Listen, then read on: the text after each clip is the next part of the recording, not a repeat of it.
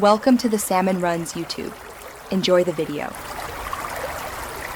You begin by confirming prerequisites: a Gckey account, client ID and client secret, and a registered redirect URI. Once you have those, open the government client portal and create a new application entry. Name it clearly.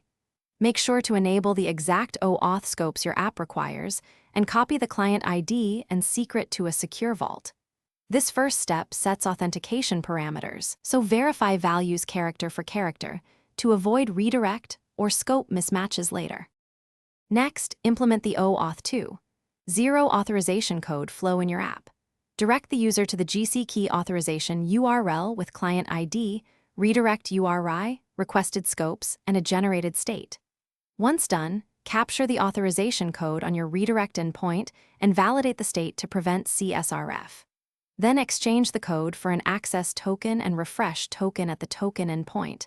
Store the refresh token encrypted. Also, make sure to handle token expiry and automatic refresh. Finish by testing the full sign-in and API call sequence using test Gckey accounts and real scopes.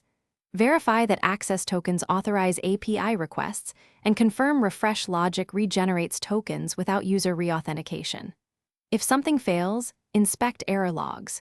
Common causes are mismatched redirect URIs, missing scopes, or clock skew on your server.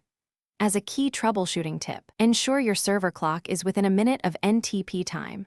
OAuth tokens are time-sensitive, and skew often causes side. Thanks for watching. Consider subscribing if we helped you.